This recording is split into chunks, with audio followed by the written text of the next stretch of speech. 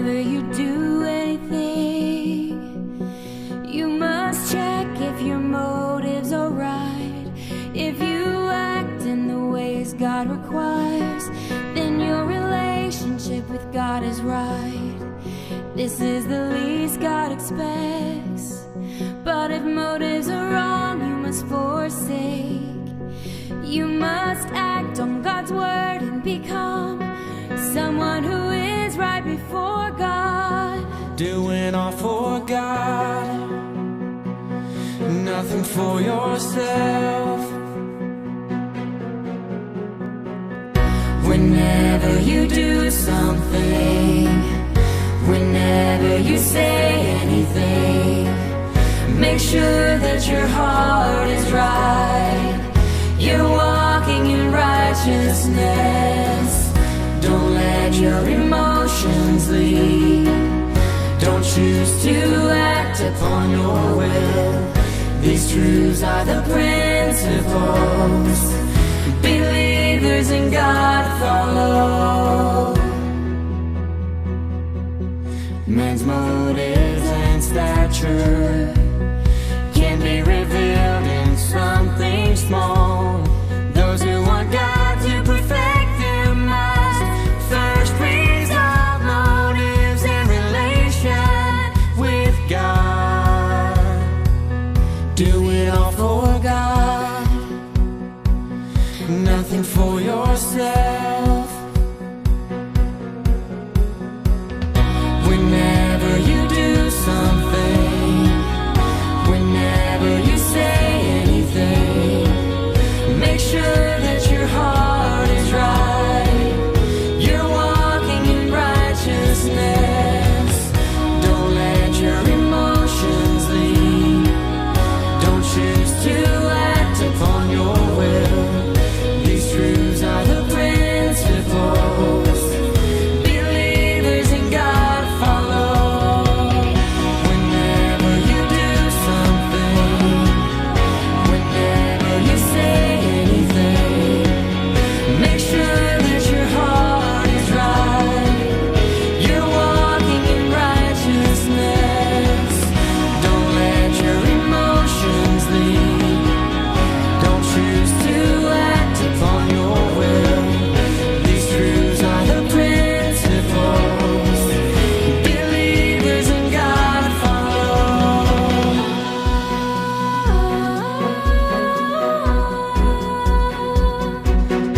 Whenever you do something, whenever you say anything, make sure that your heart is right. You're walking in righteousness. Don't let your emotions lead. Don't choose to act upon your will. These truths are the principles believers in God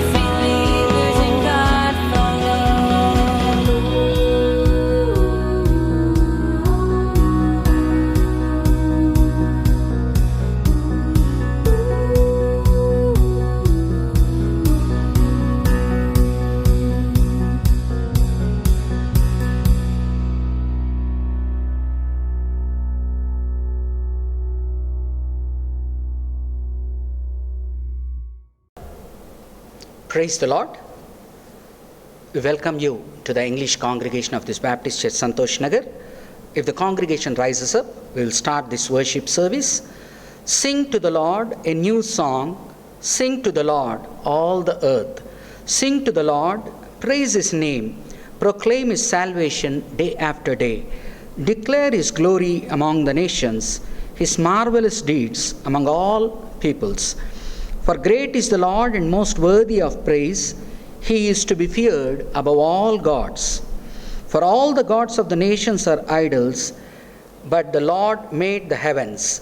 Splendor and majesty are before Him. Strength and glory are in His sanctuary. Shall we look unto God and pray and start this worship service? Our gracious Heavenly Father, Lord, we thank You for giving Your Son Jesus Christ on the cross and, Lord, saving us. And we also thank You, Lord, for giving the Holy Spirit to us, so that, Lord, we are able to worship you in truth and spirit. Lord, we thank you for each and every blessing which you have given in our lives. Lord, we have assembled in the sanctuary to worship you. So, Lord, you be with us, you guide us from the beginning to the end, so that, Lord, you would be glorified and magnified, and Lord, we would be blessed by you in turn. In Jesus' name we pray this prayer. Amen. The passage taken for today's meditation is from 1 Samuel, 30th chapter. As we are going to meditate from the whole passage, but we are going to read the first 10 verses. Sharmila Pastrama is amidst us. She will come and read the passage, and then we will look unto the Lord and by His Spirit be led and meditate the Word of God. The scripture portion for today's morning is taken from the book of 1 Samuel, 30th chapter, 1 to 10 verses. David and his men reached Ziklag on the third day. Now the Amalekites had raided the Negev and Ziklag. They had attacked Ziklag and burned it, and had taken captive the women and all who were in it, both young and old. They killed none of them, but carried them off as they went on their way. When David and his men came to Ziklag, they found it destroyed by fire, and their wives and sons and daughters taken captive. So David and his men wept aloud until they had no strength left to weep. David's 2 wives had been captured, Ahinoam of Jezreel and Abigail, the widow of Nabal of Carmel. David was greatly distressed because the men were talking of stoning him. Each one was bitter in spirit because of his sons and daughters. But David found strength in the Lord his God. Then David said to Abiathar, the priest, the son of Ahimelech, "Bring me the ephod." Abiathar brought it to him, and David inquired of the Lord, "Shall I pursue this raiding party? Will I overtake them?" "Pursue them," he answered. "You will certainly overtake them and succeed in the rescue." David and the 600 men with him came to the Besor ravine, where some stayed behind, for 200 men were too exhausted to cross the ravine. But David and 400 men continued the pursuit. May the Lord add blessing to his word.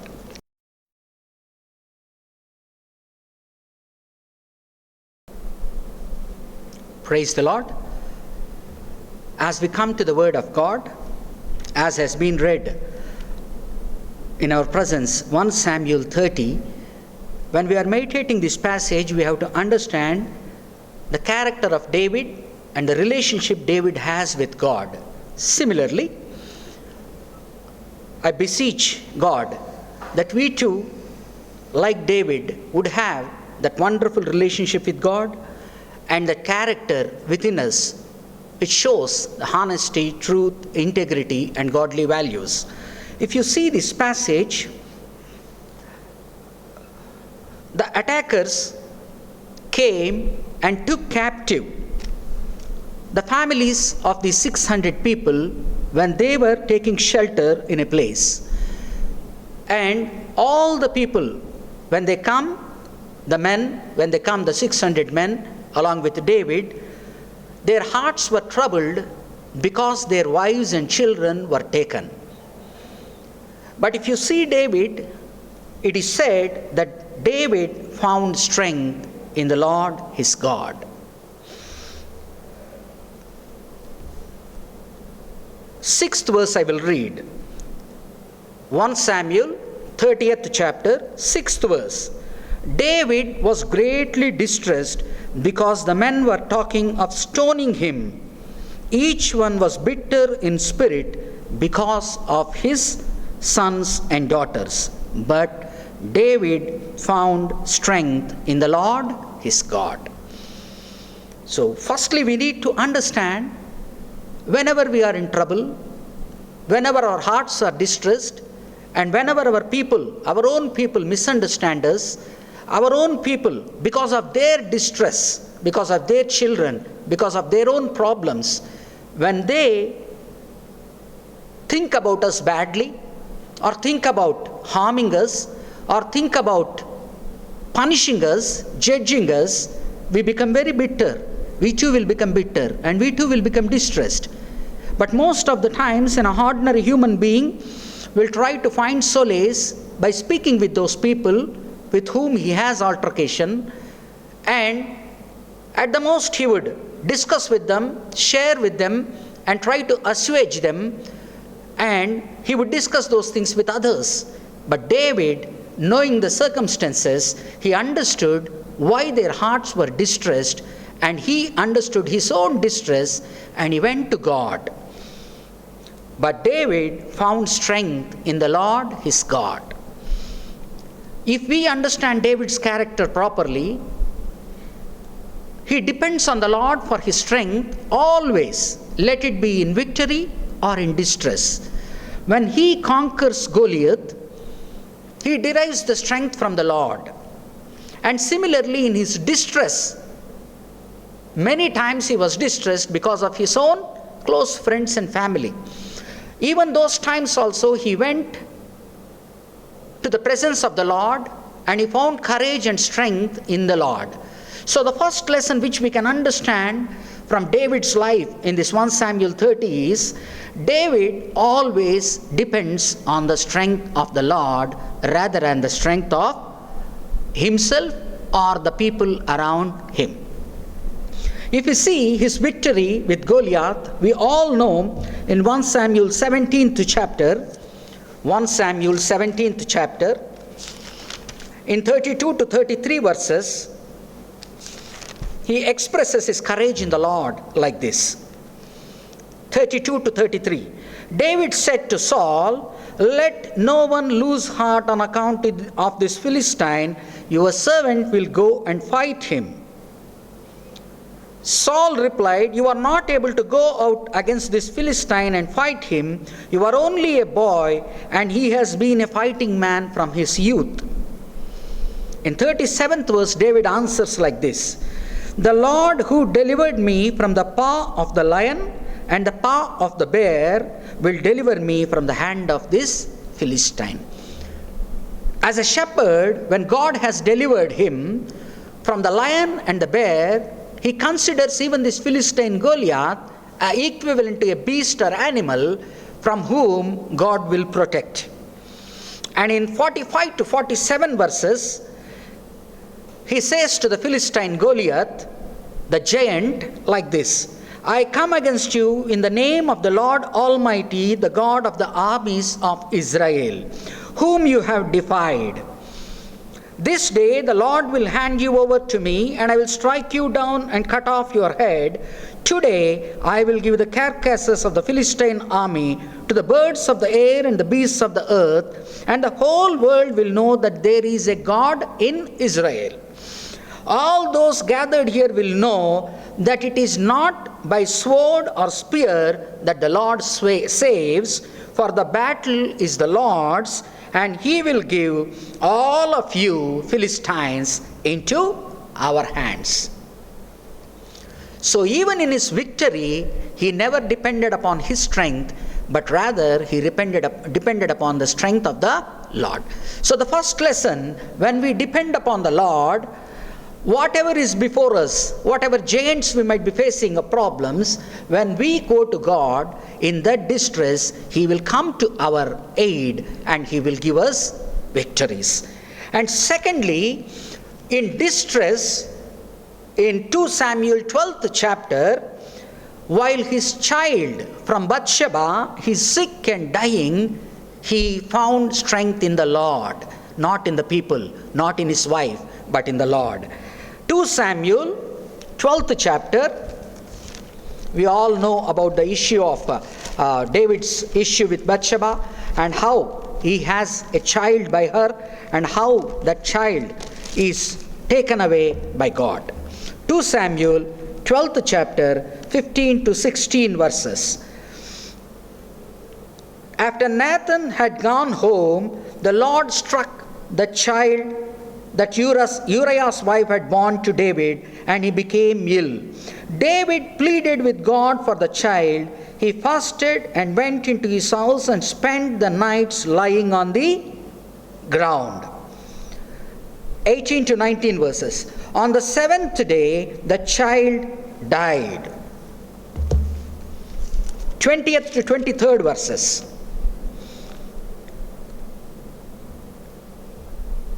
Then David got up from the ground after he had washed, put on lotions, and changed his clothes.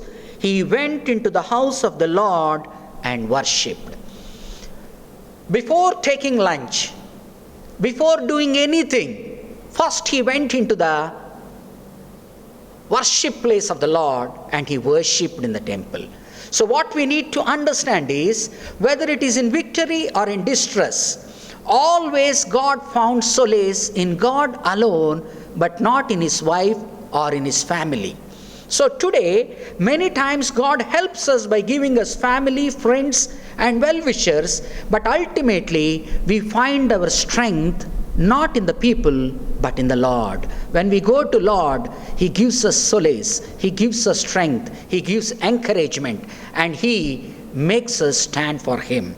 Similarly, in the third case, in distress, while his own son Absalom was chasing him and David was running away from him, while he was going, a man called as Shimei goes on the way and curses David like anything. And in that time, all the army was around him, and the army around him, the Joab's army, say, "Shall we strike this evildoer because he is cursing you?" These are the words which he says and which should be our encouragement and should be a lesson to us. 2 Samuel 16th chapter 5 to 12 verses. As David approached Bahurim, a man from the same clan as Saul's family came out from there. His name was Shimei, son of Gera, and he cursed as he came out. He pelted David and all the king's officials with stones, though all the troops and the special guard were on David's right and left. As he cursed Shimei, get out, you man of blood, you scoundrel. The Lord has repaid you for all the blood you shed in the household of Saul, in whose place you have reigned. The Lord has handed the kingdom over to your son Absalom. You have come to ruin because you are a man of blood. This is what he is saying openly to David. Then Abishai, son of Zeruiah, said to the king, "Why should this dead dog curse my lord the king? Let me go over and cut off his head." But the king said, "What do you and I have in common, you sons of Zeruiah? If he is cursing because the Lord said to him, 'Curse David,' who can ask, 'Why do you do this?'" David then said to Abishai and all his officials, "My son, who is my own flesh, is trying to take my life. How much more than this Benjamite? Leave him alone. Let him curse, for the Lord has told him to. It may be that the Lord will see my distress and repay me with good for the cursing I am receiving today." So in all these three cases, either in victory or in distress, these two cases, he rather depends upon the Lord God and knows that even in his distress, even when all the world around him is accusing him that he is a sinful man, he has blood on his hands, and when he's being cursed, he doesn't pay back with curses, or he doesn't share his problems even with the commanders around him, but rather he seeks strength from the Lord. So by these three incidences, we need to understand and be encouraged that as David depended on the strength of the Lord and received encouragement, consolation, and solace, we too in our problems, whenever we face a problem, we need always to depend on God and find strength from the Lord alone. Nobody else will help us but God alone. So with this lesson, we find the character of David and how he wants to please God. Let it be victory, let it be distress, let it be defeat, let it be death. In all things, he depends upon the Lord God alone. This is his character, which we need to take as a lesson and emulate. And secondly, David is a man always who depends on the direction of the Lord. See, if we come back to the 1 Samuel 30 passage which we have read, from 7th verse onwards, in 6th verse we have seen, David found strength in the Lord his God. Similarly, we need to always find strength from God alone, but nothing else would save us, secure us, except God. Secondly, in 7th verse, then David said to Abiathar, the priest, son of Ahimelech, bring me the ephod. Abiathar brought it to him, and David inquired of the Lord, shall I pursue this raiding party? Will I overtake them? Pursue them, he answered. You will certainly overtake them and succeed in the rescue. Second point we have to learn from David is, whatever he is going to do, he always depended upon the Lord and inquired on the Lord so that he would show the right path to follow. If we see in 1 Samuel 23, 1-5, even when the people are questioning his decision, he again goes back to God and confirms and goes forward. 1 Samuel 23rd chapter, 1-5. When David was told, look, the Philistines are fighting against Keilah and are looting the threshing floors, he inquired of the Lord. He inquired of the Lord, saying, shall I go and attack these Philistines? The Lord answered him, go, attack the Philistines and save Keilah. But the people who are around him are saying like this. But David's men said to him, here in Judah we are afraid. How much more then if we go to Keilah against the Philistines' force? Once again David inquired of the Lord, and the Lord answered him, go down to Keilah, for I am going to give the Philistines into your hand. So David and his men went to Keilah, fought the Philistines, and carried off their livestock. He inflicted heavy losses on the Philistines and saved the people.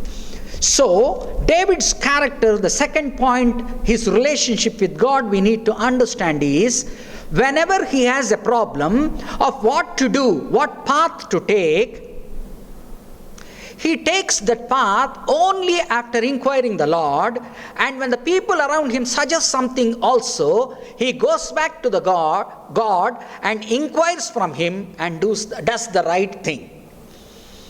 Perhaps today we might not have an ephod, because he had a priest, he had an ephod with him, and with ephod comes Urim and Thummim. That means you can go for a lot and decide the way. Perhaps we might not have those things today.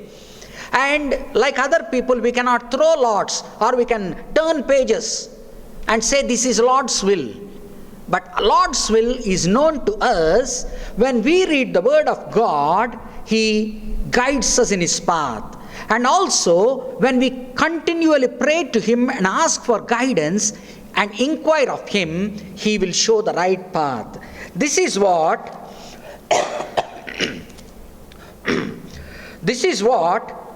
we see in his life always. So we might not have an ephod, and we might sometimes have good friends, sometimes have bad friends. Like Ahithophel was there, whose advice both David and Absalom took as God's advice, but David always went in for God's inquiring by the ephod. Turn with me to 2 Samuel 16th chapter. I will show why men's advice is waste and how God's advice is always good. 2 Samuel 16th chapter. 2 Samuel 16th chapter, 20th verse.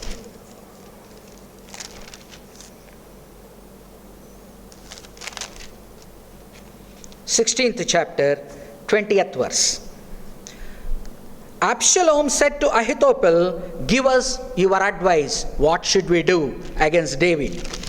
And in 23rd verse, now in those days, the advice of Ahithophel gave was like that of one who inquires of God.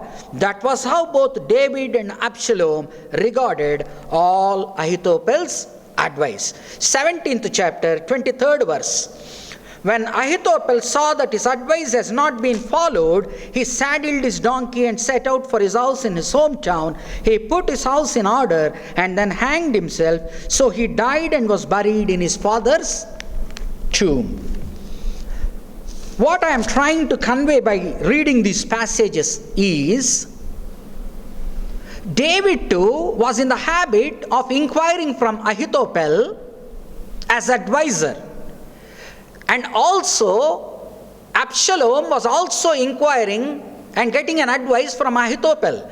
But Absalom did not have an ephod. That means God, what he has instituted for Israel to inquire from him, was not with Absalom, but was with God.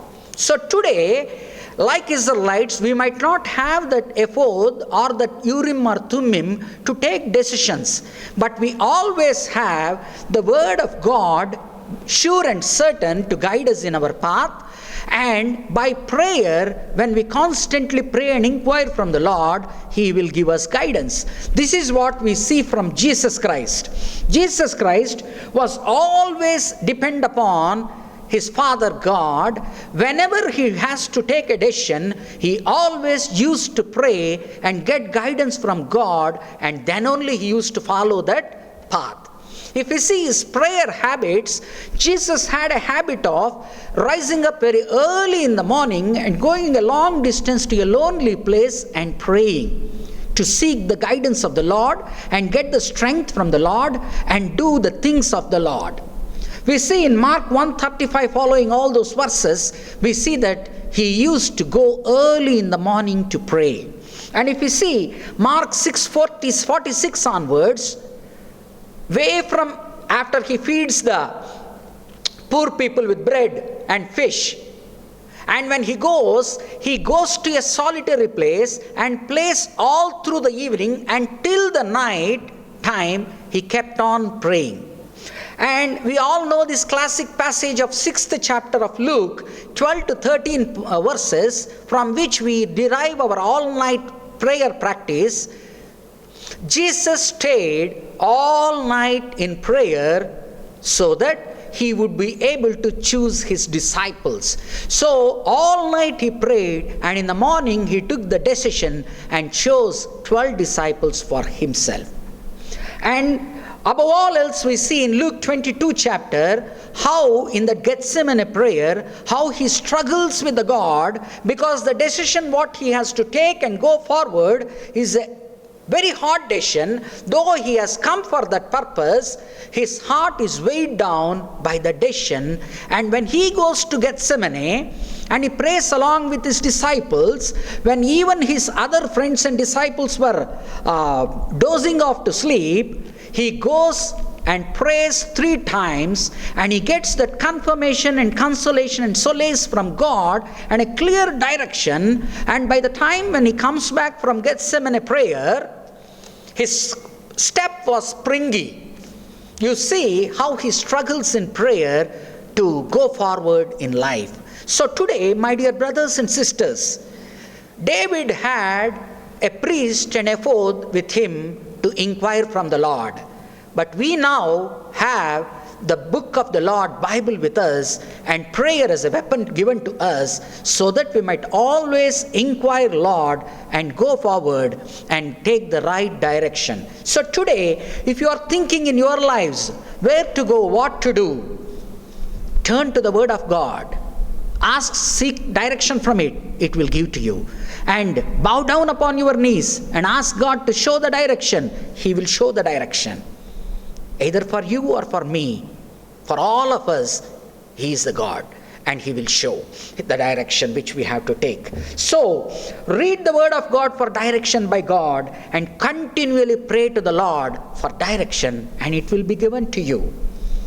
And thirdly, we see David exhibits God's love.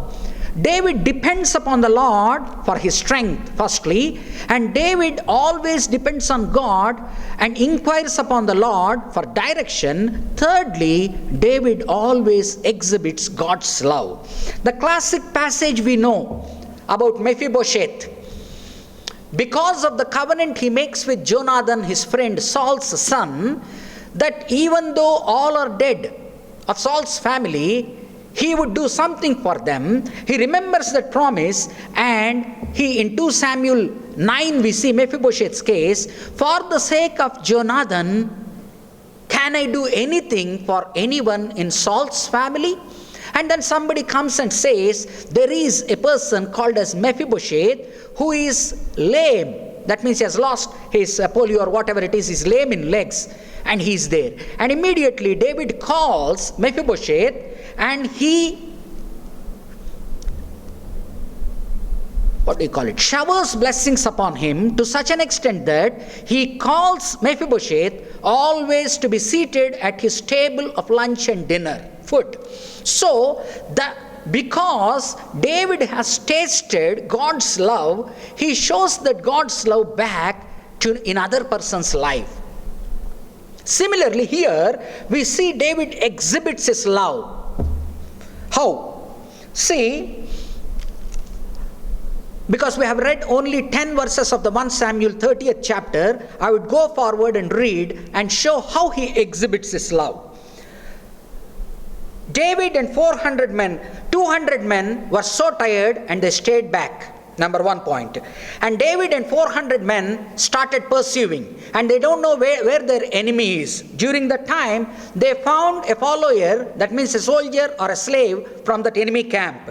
They found an Egyptian in a field and brought him to David. They gave him water to drink and food to eat, part of a cake of pressed figs and 2 cakes of raisins. He ate and was revived, for he had not eaten any food or drunk any water for 3 days and 3 nights.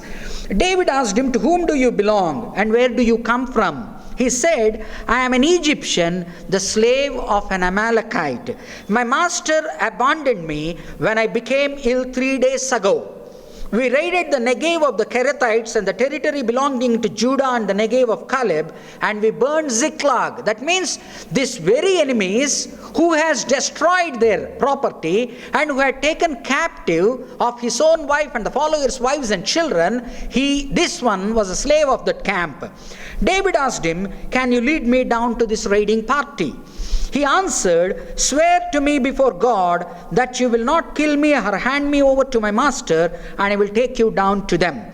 He led David down, and there they were, these Amalekites, scattered over the countryside, eating, drinking, and reveling because of the great amount of plunder they had taken from the land of the Philistines. So here are these enemies drinking, carousing, but not looking after their own slave because he was ill. They left him there. But David, when he encounters them, he feeds him with water and drink and nourishes him, and then leaves him off with his life, even though he was an Amalekite, his enemy. So David's love is exhibited in this case by showing his love where others were not showing love, but though he was not of his party, he was showing his love because God has loved him, and that love of God is in him, and he showed that love to even to an enemy of an enemy camp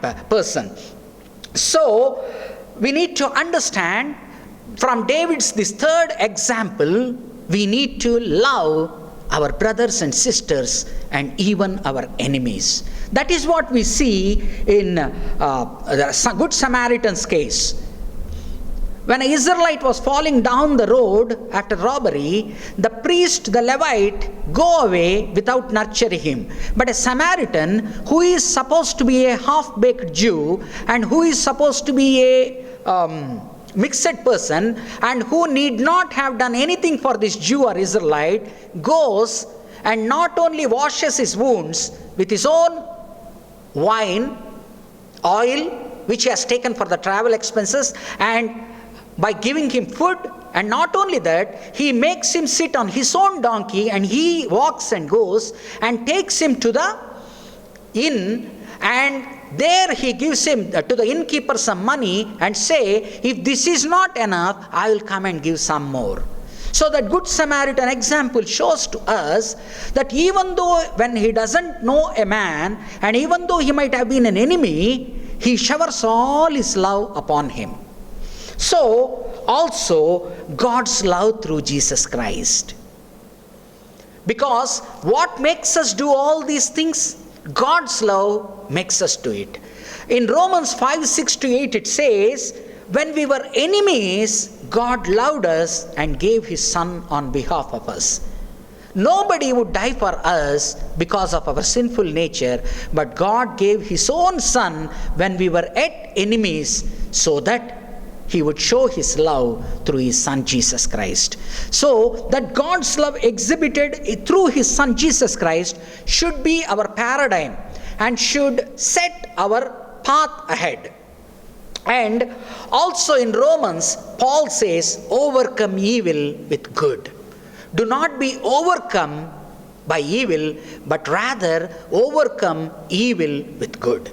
So my dear brothers and sisters, when David exhibits this God's love, which we all have experienced through Christ's love, because though we were sinful, and though even when we hated ourselves, God gave his Son Jesus Christ, so that through that love on the cross, we are able to love back our brothers and sisters now. And this love expresses it in such a way that we should love even our enemies. So today, whomever you are thinking as a brother or sister in this time of need, you extend your hand and help them. And whomever you are thinking as an enemy, them too, do not pay back evil for evil, but rather overcome evil with good. So we are asked by God to love even our enemies. So let us remember this and let us follow this. Then only we would be like God's children, emulating that relationship with which David had with God, and the character which David has, and which is so lovable and likable to God, because David is a man after his own heart. So similarly, we need to be men after the heart of the Lord. For that to do, we need to show God's love to other people. And finally, and fourthly, David is in the habit of following God's just ways. David is in the habit of following God's ways, just ways. See, in 17th verse, David fought them from dusk until the evening of the next day, and none of them got away except 400 young men who rode off on camels and fled. David recovered everything the Amalekites had taken, including his 2 wives. Nothing was missing, young or old boy or girl, plunder or anything else they had taken. That means they got all the plunder back. David brought everything back. He took all the flocks and herds, and his men drove them ahead of the other livestock, saying, 20th verse, last part, this is David's plunder. This is David's plunder. So his own people are saying that David is responsible for this victory, and the whole plunder belongs to David. But David doesn't think that it is his plunder, but he thinks that it is the plunder of the whole country.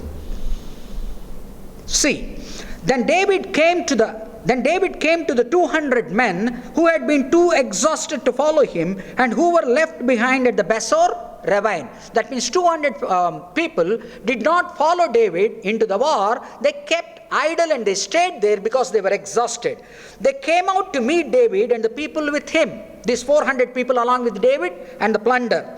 As David and his men approached, he greeted them. But all the evil men and troublemakers among David's followers said, because they did not go out with us, because they did not participate in that attack and war with us, we will not share with them the plunder we recovered. However, each man may take his wife and children and go. So their grace is, you take your wife and child and go. In plunder you do not have any share. It is David's plunder and this 400 men's plunder. David replied, no, my brothers, you must not do that with what the Lord has given us. You must not do that with what God has given us. He has protected us and handed over to us the forces that came against us. Again we see David exalting the name of the God. Though he is being exalted, he is exalting God and saying that God is the one who has protected us and handed over to us the forces that came against us. Who will listen to what you say? The share of the man who stayed with the supplies is to be the same as that of him who went down to the battle. All will share alike. So 600 people along with David went to war, and 200 people did not fight the war, and 400 people along with David fought the war, and these 400 with David are saying this is David's plunder. But he is saying it is not my plunder, it is our plunder. And these people are saying, yes, it is the plunder of you, David, and 400 people. But whereas David is saying, it is not only the plunder of 400 people, but all the 600 people will have an equal share alike. David made this a statute and ordinance for Israel from that day to this. So where did David get these laws? If you see Numbers 31 to 27, it says, divide the war spoils with soldiers and the rest of the community. In Joshua 22:8, after the capture of the whole land, Joshua blesses them and sends, he has these words to say, divide your plunder with your brothers and families. Joshua 22:8. But David goes beyond this. What David does is, not only he shares the plunder with the 600 people along with him, though those 200 people have not fought in the war, but also he does a strange thing, which is God's grace. See, in 26th verse, when David arrived in Ziklag, he sent some of the plunder to the elders of Judah, who were his friends, saying, here is a present for you from the plunder of the Lord's enemies. He sent it to those who were in Bethel, Ramoth, Negev, and Zatir, to those in Aroer, Sifmoth, Eshtemoa, and Rakal, to those in the towns of the Jeharmelites and the Kenites, to those in Hormah, Bor, Asham, Atak, and Hebron. And, mark these words, to those in all the other places where David and his men had roamed. That means David is not only sharing the plunder with the 600 people equally, but also he is sending from that plunder to his friends and well-wishers and elders of the Judah. And those in those places when he was there, they protected as clans. And to all those people he is sending that. If you see secularly, you will understand that he is giving a part to because he has took the favor. But what we have to understand is, he is doing certain things what he is not commanded or demanded to do, but out of God's love and out of God's just laws to follow them, he does this anyway. So, my dear brothers and sisters, today, what is the path ahead us? 4 things we have discussed. Number 1, David always found strength in the Lord, not in people. Secondly, we have seen David always inquired from the Lord and did what God wanted to do, and always treaded the path what God wanted to tread. So he always took the advice of people, but finally only upon God's directive, whatever the direction he shows, he went. And thirdly, because God's love was upon him, he is able to, even the enemy camp's slave, he is to take as his own man, and he is able to feed him, and instead of death, he is pronouncing life upon him. And fourthly, we are the people of book. We are called as people of book. In Bible, God has given laws and commandments for us to follow. And David, while he was following these laws and commandments, he went way beyond that and did what God did not even say to do. He extended beyond that in showing God's love, because he loved God so much and he depended on God so much, and he thought that God is his everything. He is able to do these things. So, my dear brothers and sisters, Here we are confronted by David's example when he treats those people as he treats. So it is a lesson for us. Do not depend upon people. Always depend upon God, and always derive strength from God, not from people. And secondly, always inquire from the Lord. It is very much available through the Bible. Read Bible and follow the directives of the Bible, and He will show you what the direction you should take. And always lean on prayer. Do not take things into your hand, but always depend upon the Lord in prayer and ask for guidance, and He will give you the guidance. And thirdly, these things are not possible if God's love is not in our heart.